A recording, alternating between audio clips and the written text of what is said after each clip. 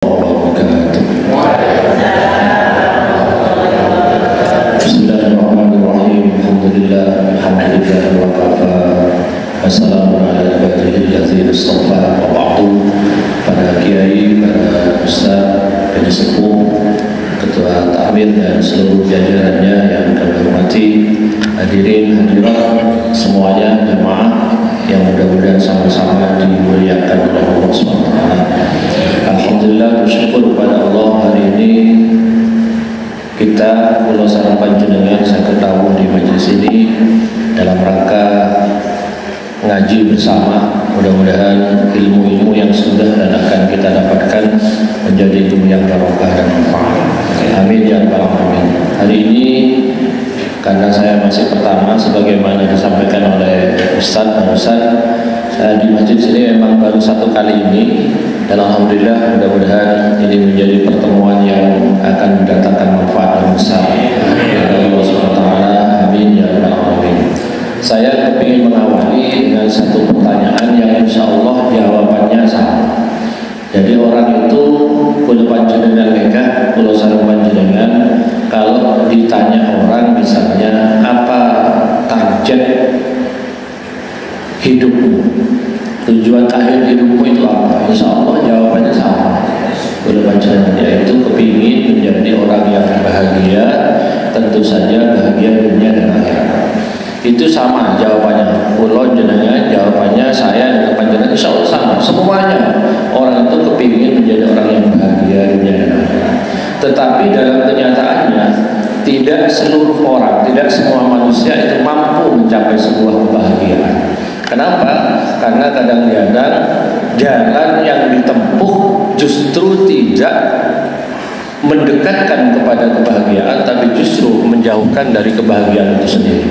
Karenanya kemudian para ulama-ulama memberikan wejangan kepada kita yang ini diambilkan atau dinukilkan baik dari Al-Quran khususnya dengan hadis, dengan juga diambilkan dari hadis-hadis Rasulullah. Itu kemudian muncul pegangan kita kalau kita ingin menjadi orang yang bahagia.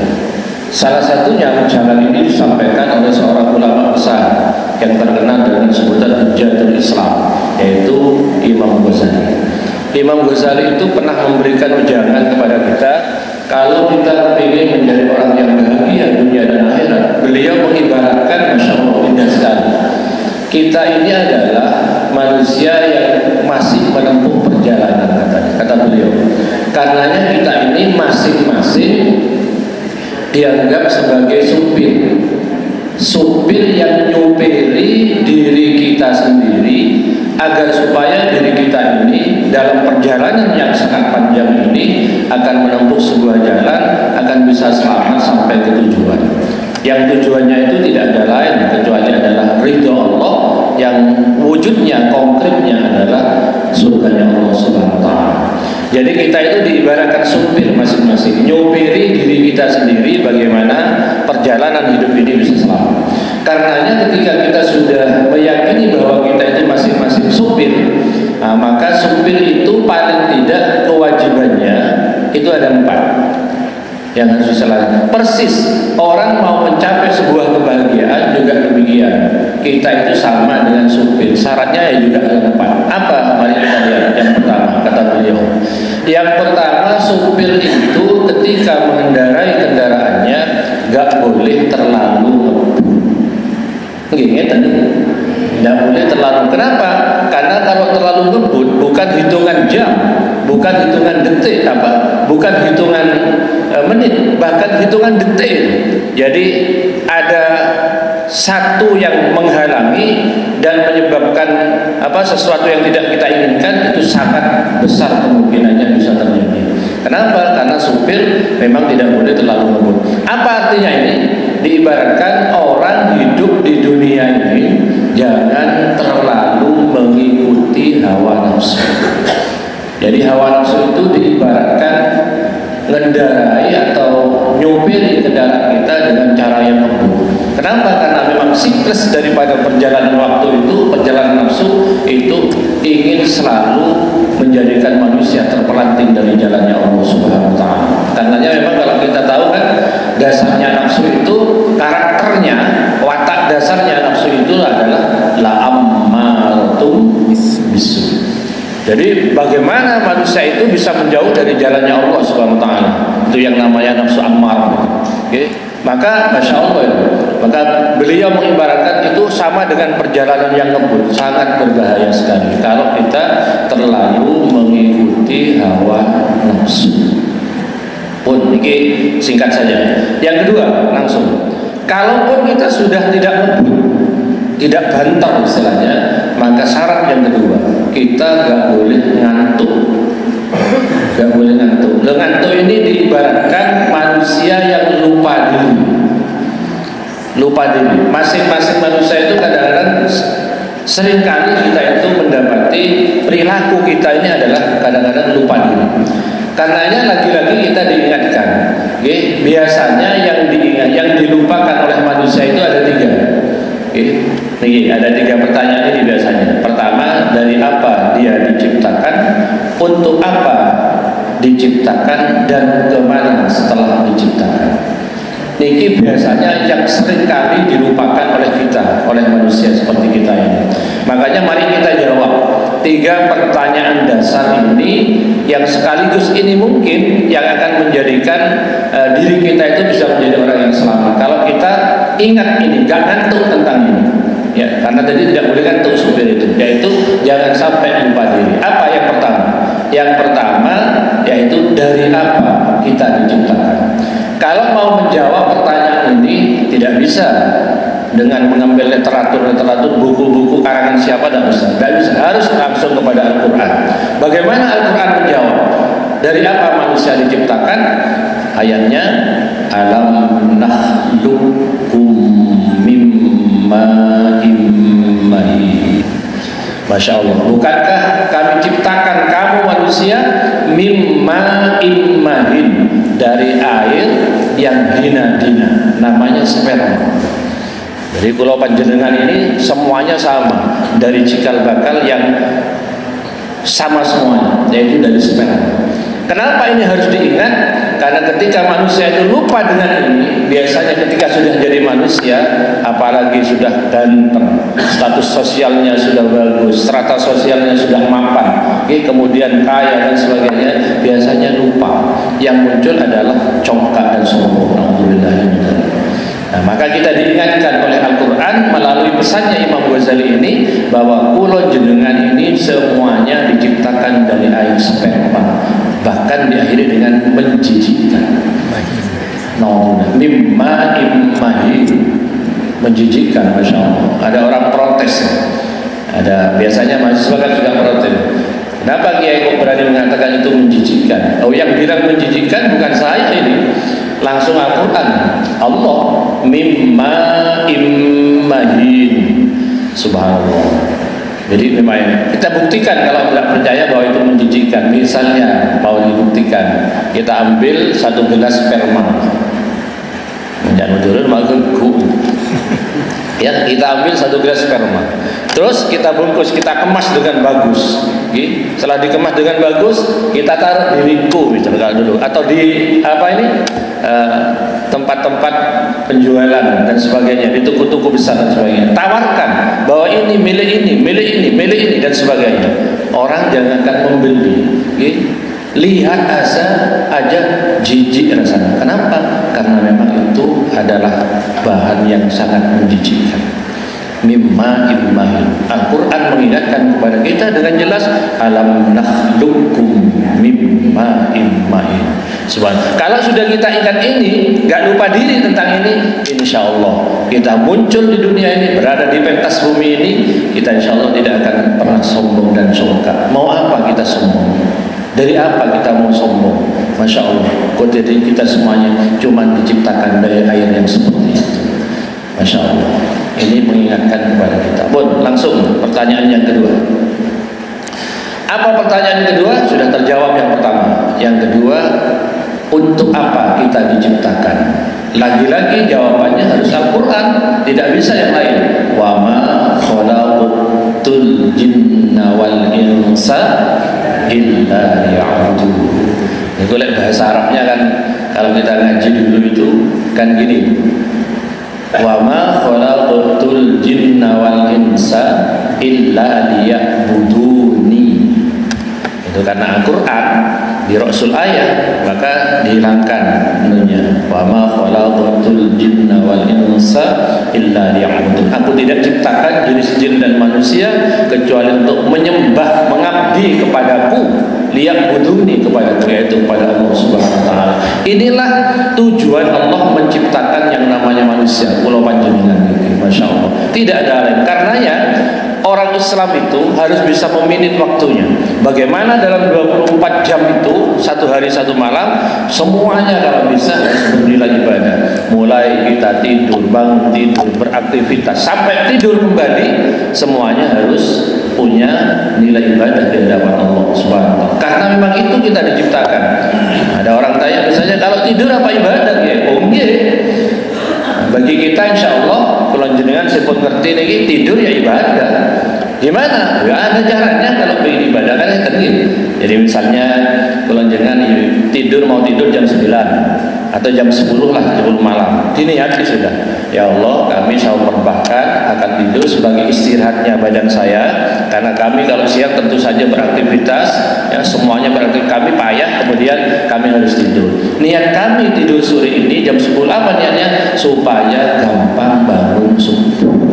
Apalagi ditingkatkan supaya kami nanti bisa bangun sebelum subuh jam 2, setengah 3 untuk melaksanakan sholat malam, yaitu sholat tahajud. Setelah itu kita berbaring dengan niat itu, kita berbaring, kepala kita berada di sebelah utara, kaki sebelah selatan, terus miring kemana?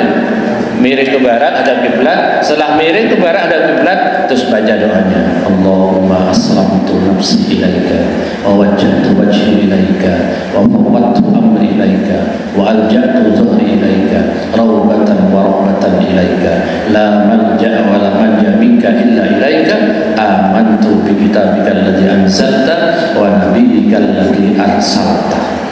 Masya Allah. Untuk siapa nih? Apa ya? Cuma apa? Bismika Allahumma ahya wa bismika amutu. Saya dulu diajari kiai saya. Hafalkan ini, yang pertama ini dihafalkan. Kalau kamu cuma menghafalkan Bismika Allahumma ahya wa bismika amutu, itu hafalannya anak-anak tingkat. Jadi kamu kalau cuma itu doanya, berarti kamu setingkat anak tingkat. Kata guru saya gitu. Masya Allah. Ini termisu. Masya Allah. Gitu. Kenapa? Kanjeng Nabi setelah orang itu kalau baca itu Allahumma aslamtu, pasrah langsung itu. Pasrah kepada Allah, kita rebahkan badan kita, sudah semuanya apa kata Allah. Itu maknanya gitu. Garis besarnya begitu. Doa tadi. Itu Kanjeng Nabi terus berjanji begini, diakhiri. Kalau ada orang sudah cara begitu, kemudian pasrah setelah itu kalau beliau nanti non sewu tidur gak bangun lagi alias mati, maka matinya dijamin oleh Kanjeng Nabi, itu dijamin oleh Allah, orang ini mati dalam keadaan fitrah, dalam keadaan suci bersih. Masya Allah. Artinya orang selamat sudah. Nah kalau nanti bangun lagi, maka hidupnya satu hari itu akan selalu bersama barokahnya Allah Subhanahu wa taala. Kalau bisa dihafalkan, minta tuliskan sama Ustaz. Gampang kok, pendek. Kalau selalu dibaca terus insya Allah ya gampang. Allahumma aslamtu nafsi ilaika wa wajjahtu wajhi ilaika wa matu amri ilaika wa alja'tu dhuhri ilaika rubatan wa rubatan ilaika la malja'a wa la manja minka ilaika amantu bi kitabika alladhi anzalta wa bi kitabika alladhi arsalta. Cukup sudah. Tidak sampai 1 menit, tidak sampai. Masya Allah. Mudah-mudahan kita nanti dikasih kemampuannya. Itu sayang sekali kalau tidak kita hafalkan. Masya Allah. Kenapa? Karena memang tujuan kita diciptakan oleh Allah SWT. Ayat tadi itu liya'buduni, agar supaya mengabdi beribadah kepada Allah Subhanahu. Makanya kemudian Islam ini, agama kita ini kemudian mewajibkan kita itu ada satu ibadah, yang ibadah itu bisa sebagai bukti bahwa kita menghamba kepada Allah SWT. Apa itu?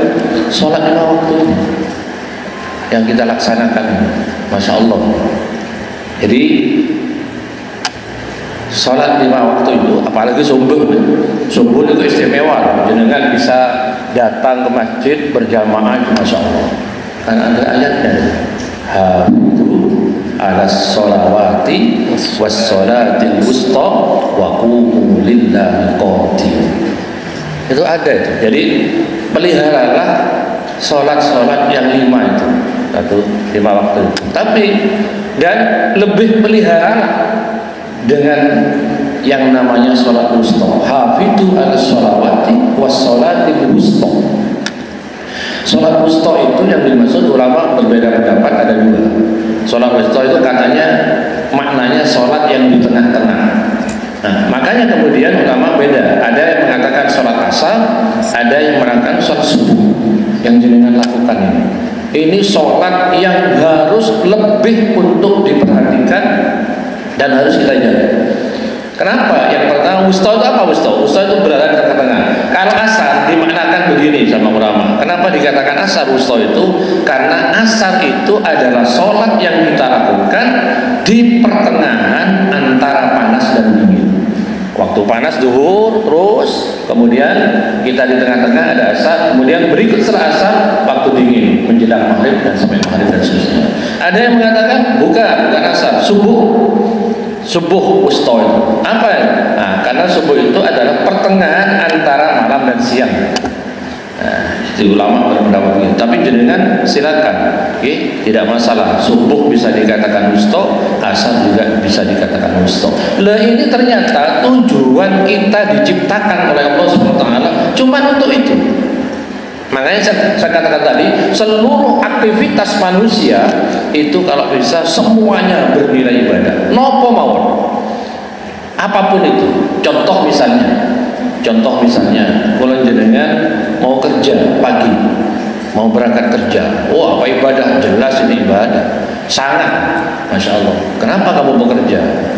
Suami bisa ditanyakan, saya kan suami, saya kan punya tanggungan, punya anak, punya istri, itu kewajiban saya. Kalau mereka terlantar, mereka semuanya ditumpahkan kepada saya tanggung jawab. Maka kami berangkat ini dalam rangka itu.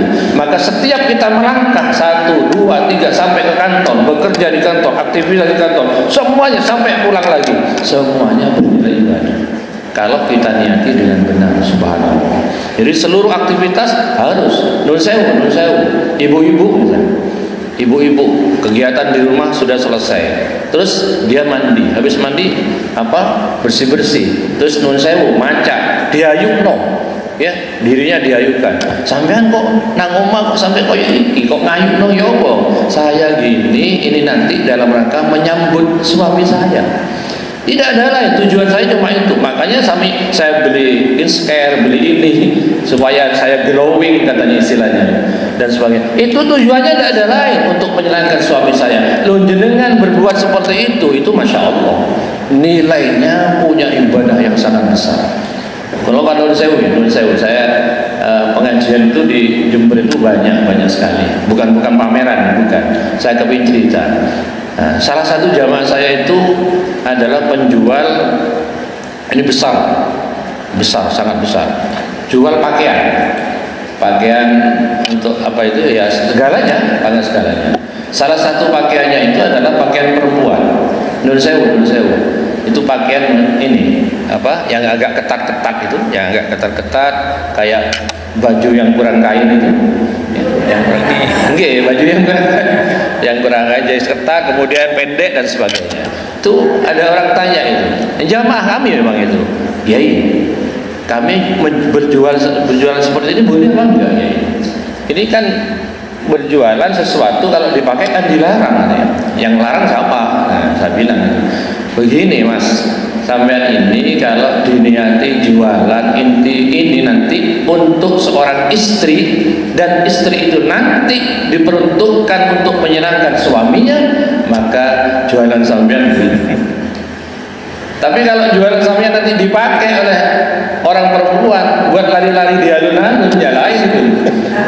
Berbeda sekali, sangat berbeda sekali. Tapi masa ditanya ya? Oh iya, tidak usah ditanya. Ini untuk siapa ini? Nggak usah gitu kan, nggak usah. Nggak usah. Tapi diniati. Jadi sampean kalau bisa ya berjualan ya tidak seperti itu kalau bisa. Kecuali ada orang-orang tertentu yang yang memang sudah ngerti di mana harus saya pakai ini dan sebagainya. Karena Islam itu tadi itu, harus jelas itu. Seorang istri juga harus jelas bagaimana punya nilai ibadah. Makanya kalau orang yang ngerti itu begini kepada istrinya, Dek, kamu kalau menurut saya kalau di luar harus tutup semuanya. Kecuali muka ya, kecuali muka. Bahkan kalau menurut imam-imam itu kan berbeda itu. Boleh ini dipakai, muka tidak tertutup dengan catatan tidak memunculkan fitnah. Kalau ngomong sama laki-laki yang bukan mahram tidak memunculkan fitnah. Kalau muncul fitnah, pakai cadar. Harus pakai cadar. Itu termasuk Imam Syafi'i begitu. Jadi kalau tidak memunculkan fitnah baru boleh. Nah, tapi Islam kan ikut yang ini ya. Kita ikut ini Imam Hanafi. Jadi kalau kamu di luar rumah harus rukun, tutup. Oh iya, gimana? Kalau kamu masuk rumah berada ada di ampere, harus jelas itu. Boleh silakan dibuka ini. Kudungnya dibuka asalkan yang ada cuman keluarga. Nah dibuka, nggak usah kudungan lah istilahnya dan sebagainya. Kalau kamu di ruang tengah, silakan kamu pakai yang mana saja. Kalau kamu masuk ke kamar, ya apa itu? Monggo silakan, yang lain buka semua monggo silakan. Itu harus jelas karena memang Islam itu begitu. Jadi seluruh aktivitas manusia itu harus punya nilai ibadah di hadapan Allah Subhanahu wa taala. Subhanallah. Karenanya ayatnya itu tadi ya, wa ma khalaqtul jinna wal insa illa liya'budun. Aku tidak ciptakan jin dan manusia kecuali untuk menyembah kepada. Monggo yang ketiga. Pertanyaan yang ketiga. Dari apa sudah terjawab, untuk apa sudah terjawab? Yang ketiga, kemana setelah diciptakan?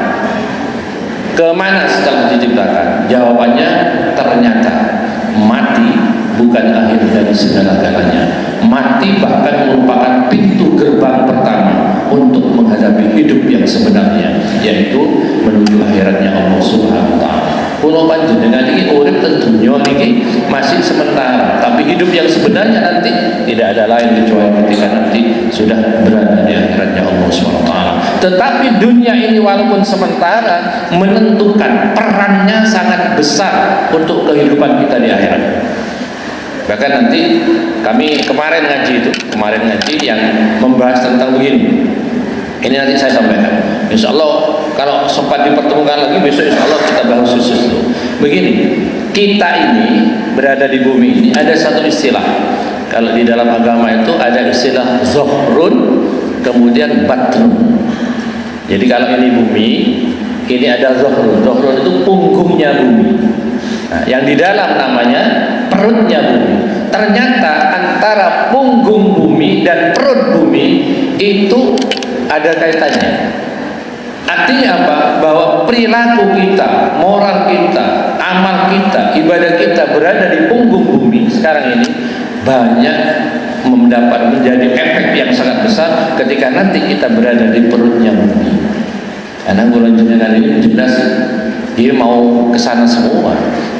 Jadi perilaku kita di punggung bumi itu nanti akan punya efek yang sangat besar pengaruhnya ketika kita sudah berada di perut bumi. Ini itu ada pembahasan khusus itu, lengkap itu nanti. Nah, tapi sekarang saya katakan kemana diciptakan? Ternyata kita itu setelah diciptakan bukan di dunia tapi di akhirat. Tetapi saya katakan tadi bahwa dunia itu perannya sangat besar untuk menentukan bagaimana kita di akhirat. Kalau kita berbuat baik di dunia, maka nanti kita akan panen di sana di akhirat kebaikannya. Tetapi kalau tidak berbuat baik, maka jangan berharap di akhirat menjadi baik. Makanya di Al-Quran kalau jenengan ini banyak diterangkan oleh Allah Subhanahu wa taala nanti posisi bagaimana manusia itu di akhirat. Salah satunya ini. Mudah-mudahan kita termasuk insyaallah di surat Thaha.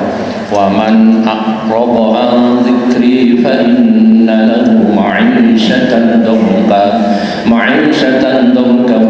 wa nahsyuruhu yawmal qiyamati 'ama qala lima hashartani 'ama wa qad kuntu basira. Dalam Al-Quran dinyatakan besok itu ada manusia, kelompok manusia digiring oleh Allah menuju akhirat, naudzubillah, dalam keadaan buta, tidak bisa melihat. Di dunia, tidak buta. Maka orang-orang yang buta itu kemudian digiring oleh Allah dalam keadaan buta, terus minta dialog kepada Allah. Lima hasyartani 'ama wa qad kuntu basira. Ya Allah, kenapa jenengan kok mengumpulkan kami, saya ini dalam keadaan buta? Kami dulu di dunia tidak buta, bisa melihat istri saya, anak saya, harta saya. Kenapa kami kemudian sekarang diadakan buta? Masya Allah, Allah jawabnya enak itu. Qala atatka ayatuna fanasitaha wa kadzalika al-yawma tunsa. Apa kata Allah? Nah, dulu kan sudah saya sampaikan di dunia, sudah ada ayat-ayat, mubalik, kiai-kiai, ulama-ulama yang menjelaskan bahwa ini tidak boleh, bahwa ini haram, ini wajib, ini harus dilakukan. Tetapi kamu pada waktu itu melupakan itu. Kamu tidak pernah tahu tentang itu. Maka hari ini aku juga melupakan kamu, kata Allah. Maka kamu sekarang aku giring dalam keadaan buta. Naudzubillah. Lalu siapa mereka yang digiring dalam keadaan buta dan berdialog kepada Allah, tapi dialognya gagal, tidak ada gunanya? Siapa? Wa man a'rada an dzikri fa inna lahu ma'isyatan dhanka. Yaitu orang-orang yang berpaling, tidak menjalankan syariatku, tidak menjalankan ayat-ayatku. Ayatku menjelaskan sholat itu wajib tapi tidak dilakukan, sholat itu harus dilakukan tetapi ditinggalkan, sementara maksiat-maksiat tetap dilakukan. Naudzubillah. Orang-orang yang seperti itu, naudzubillah, nanti akan digiring dalam keadaan buta dan dialognya gagal di hadapan Allah Subhanahu wa taala. Naudzubillah. Akhirnya mereka kemana? Tidak ada lain kecuali menuju satu tempat yang paling nista, yaitu nerakanya Allah Subhanahu wa taala. Makanya alhamdulillah di masjid ini, masya Allah, kegiatannya saya sempat bincang-bincang dengan Ustaz tadi, subhanallah katanya. Saya tadi juga melihat langsung masyarakat kemudian memberikan sedekah. Ini kalau keleapan nih kan, keleapan, masya Allah. Nah, saya bawa pulang nanti, saya berikan istri saya sebagai bukti bahwa saya pengajian. Karena kadang-kadang ada orang-orang itu yang alasannya pengajian justru entar ke lain, bahaya. Naudzubillah dzalik, naudzubillah. Masya Allah. Lo sedekah ini masya Allah loh. Coba sampai lihat dalilnya sedekah, masya Allah. Nanti gitu juga ada orang digiring, getak di Allah. Ayo cepat, getak suruh masuk neraka. Sama malaikat, ayo cepat, lari orang, lari hampir masuk pintu neraka. Misi pintu neraka ada batu jatuh, menutupi pintu neraka. Loh, kok ada batu? Cari pintu yang lain, kan banyak pintunya ini. Lari lagi, sampai sana ada batu lagi, subhanallah. Malaikat akhirnya agak bingung juga, ngapain kok terjadi begini? Ternyata ada suara, itu hasil sedekahnya di dunia yang dilakukan dengan ikhlas, walaupun cuma apel. Mungkin benar-benar main kan ya? Boleh senang, paling senang kan? Masya Allah. Ongguan, bukan guyonan ini. Besok yang menutupi pintu neraka itu sehingga orangnya tidak bisa masuk, salah satunya sedekah yang diterima oleh Allah SWT. Apalagi panjenengan yakin sedekah itu tidak ada yang tidak akan dikembalikan oleh Allah. Masya Allah itu. Mathalul ladzina yunfiquna amwalahum fi sabilillah kamathali habbatin ambatat sab'a sanabila fi kulli sunbulatin mi'atu habbah wallahu yudha'ifu liman yasha wallahu wasi'un 'alim. Masya Allah. Diganti 700. Jadi yang mensedekah apen setong pakai oleh Petratos 700 apen. Masya Allah. Neraka. Sompet neraka. Ibni apen melolo gitu. Contohnya habis sangat menggembirakan. Sangat menggembirakan. Maka saya tadi, insya Allah saya pulang gak kira lapar karena kena sumpet apen, masya Allah. Kembali kepada bahasan kita. Sampai mana? Masih jauh tuh. Masih jauh. Gimana? 10 menit. Ini masih masuk kemana kita juga? Tadi kan gini, jadi supir itu tidak boleh ngebut, tidak boleh lupa diri. Lupa diri itu ada 3 pertanyaan itu. Pun kita lanjut. Supir kalaupun sudah tidak ngebut, sudah enak jalannya pelan, kemudian nggak ngantuk supirnya. Yang ketiga syaratnya, remnya harus paham. Jadi sekali difungsikan remnya itu harus langsung bisa berfungsi. Ini kan penting kan? Apa rem itu untuk manusia? Rem mereka iman yang kuat. Karena kalau orang sudah punya iman yang kuat, itu selalu merasa dilihat, dikuncit oleh Allah Subhanahu wa taala di mana saja dia berada. Karenanya orang-orang yang imannya kuat mau melaksanakan maksiat itu pasti direm langsung. Kenapa? Karena dilihat Allah. Makanya kita itu keimanan kita ini kalau sudah sampai kepada itu disabdakan oleh Kanjeng Nabi, afdhalul imani an ta'lama annallaha haitsu ma kunta. Sebaik-baik iman, seafdal-afdal iman, kalau kalian sudah merasa bahwa kalian selalu dilihat oleh Allah di mana saja berada. Kalau di rumah sendirian berarti yang kedua adalah Allah. Kalau kita berdua berarti yang ketiga adalah Allah. Kalau kita bertiga yang keempat adalah Allah Subhanahu wa taala. Masya Allah. Maka orang-orang itu tidak akan berbuat maksiat, tidak akan berbuat jelek kalau selalu merasa dilihat dan diikuti oleh Allah Subhanahu wa taala di mana saja berada. Maka ini iman. Jadi rimnya manusia. Saya akan ceritakan satu kisah yang sangat menarik ini. Zamannya Sayyidina Umar radhiyallahu anhu. Disikat karena sikat dengan Sayyidina Umar itu kan jadi presiden, istilahnya khalifah itu nggak enak-enakan, nggak cuma duduk, ya, cuma merintah, enggak. Masya Allah, beliau terkenal khalifah yang suka turun ke bawah, turba setiap hari, setiap saat itu. Suatu ketika beliau kepingin melihat sejauh mana risalah Rasulullah sudah diterima oleh masyarakat. Maka beliau pergi ke ujung desa dekatnya pegunungan. Nah, ternyata subhanallah ketika sudah lewat di jalan desa itu, beliau ketemu dengan anak gembala. Nah, kira-kira benar anak-anak dengan mereka umurnya kira-kira kalau sekarang kelas 5. Kelas 5. Nah, maka diambil oleh Sayyidina Umar. Ditanya, kalau bahasa kita, "Leh, ini milik siapa ya?" "Milik jeragan saya." "Oh iya, bukan milik kamu?" "Bukan. Saya cuma ditugas untuk menjagakan oleh jeragan saya." "Leh, gini, kalau saya usul gimana?" Nah, saya usul kan kepingin tahu sejauh mana keimanannya. "Leh, ini kan bukan milik kamu." "Iya." "Gimana kalau kambingnya tak beli satu dengan harga 10 kali lipat?" "Nah, tidak berani saya, Pak. Saya ini cuma disuruh menjaga, bukan yang milik. Saya tidak berhak untuk menjual." "Gini aja, bilangkan sama jeraganmu itu bahwa kambingnya dimakan serigala." Oh, ini Masya Allah. Apa jawaban anak ini? Ketika Sayyidina Umar itu membujuk dengan cara demikian, gini aja, katakan sama jeraganmu itu bahwa ini dimakan serigala. Nanti kamu akan saya kasih 10 kali lipat dari bayaran. Apa jawabnya anak ini? Masya Allah. Langsung itu dengan mengacungkan tangan. Fa'ainallah.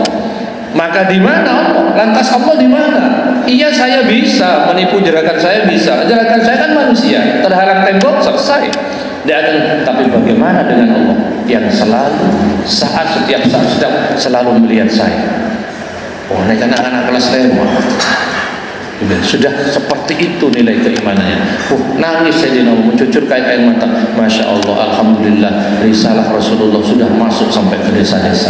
Keimanannya anak desa sampai seperti itu, alhamdulillah. Nega Sayyidina Umar merasa senang, alhamdulillah. Dan itu yang harus kita tanamkan kepada anak-anak kita, nilai keimanan. Makanya Nabi beri masjid yang hidup.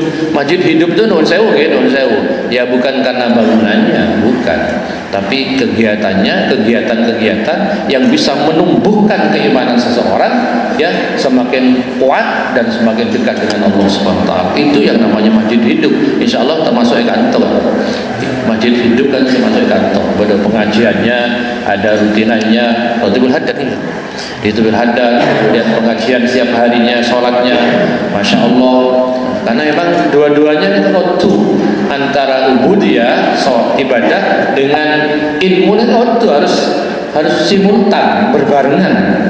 Karena kalau sampai salah satunya, alhamdulillah dalilnya akan sangat di dalam. Kalau kita ngaji di pondok dulu, Masya Allah, salah satunya wa kullu man bi ghairi ilmin ya'malu a'maluhu mardudatun la tuqbal. Kalau setiap orang yang melakukan satu ibadah apa saja, sholat, puasa, zakat, haji, bi ghairi ilmin, tanpa ilmu, a'maluhu mardudatun la tuqbal, maka ibadahnya ditolak, tidak diterima oleh Allah SWT.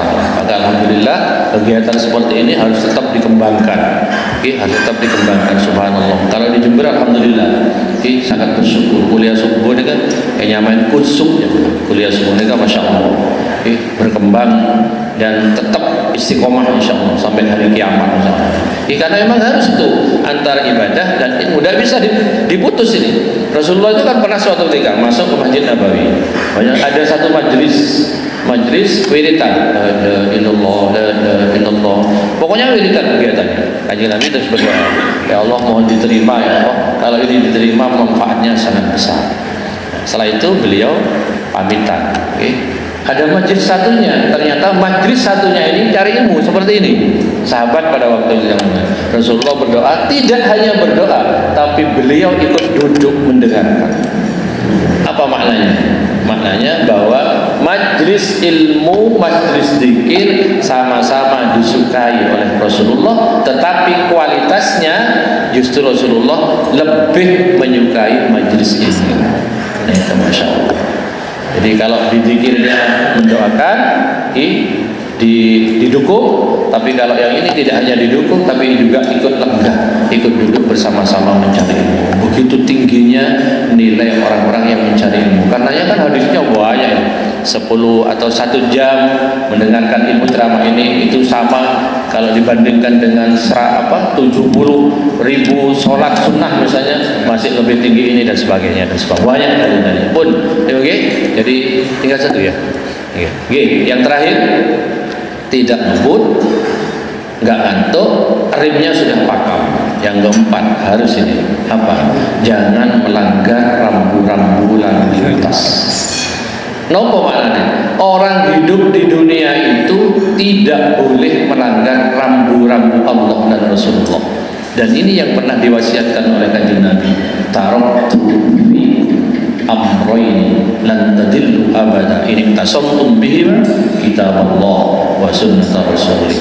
Aku tinggalkan, kata Rasulullah, 2 perkara. Kalau 2 perkara ini kamu pegang teguh, kamu tidak akan pernah sesat selama-lamanya. Apa itu? Al-Quran dan hadis Rasulullah SAW. Maknanya apa? Kalau jenengan ada lampunya, jangan dilanggar. Ada lalu lintas berjalan, ada itu, ada aturannya. Maka aturannya ada lampu merah diterobos ya, naudzubillah min dzalik. Loh, kita punya Al-Qur'an, kita punya hadis yang insya Allah kalau itu sudah kita mampu menjalankan, walaupun menurut kadar kemampuan kita, maka hidup kita insya Allah akan menjadi orang yang selamat dunia dan akhirat. Inilah kemudian rambu-rambu kita, jangan pernah melanggar Al-Quran dan hadis. Kalau kata Al-Quran ke barat, kita ke barat. Kalau kata Al-Quran ke kanan, kita ke kanan. Maka jadikanlah Al-Quran itu sebagai imam, jangan dijadikan Al-Quran sebagai makmum. Naudzubillah.